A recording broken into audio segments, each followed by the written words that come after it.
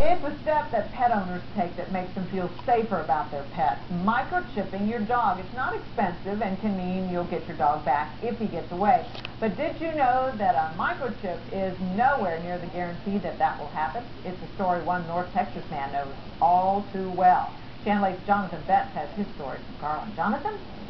Well, Gloria, Rick Rush had no idea his lost dog was actually here at the Garland Animal Shelter. Directors admit those microchips are not a guarantee that lost dogs will be returned, even if they're found. When Rick Rush lost Sammy a week ago, he took comfort knowing his black lab had been microchipped. I know chips work. I had a vet check the chip on his last checkup, and it works. But it didn't this time. Even though Garland animal workers found Sammy, they never found his implanted chip. So while Rush searched for days, Sammy sat in the shelter. In this case, it did not work, and it's pretty of a sickness with me right now.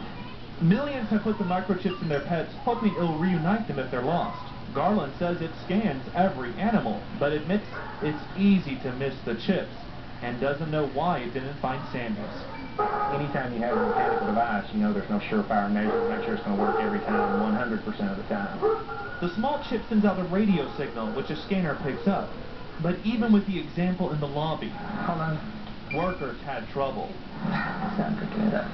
It took several swipes for the chip to register. It has to be very close to the animal, if not touching the animal to pick up the chip. The chip maker says its technology has returned hundreds of thousands of lost pets. They're a very good method, but they're not perfect. Still, Rush worries what would have happened if he hadn't found Sammy at the shelter when he did. He's my loss.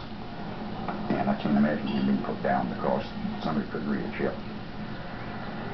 The company insists those chips are easy to find if shelter workers are properly trained. Garland says it finds nearly a chipped animal every single day.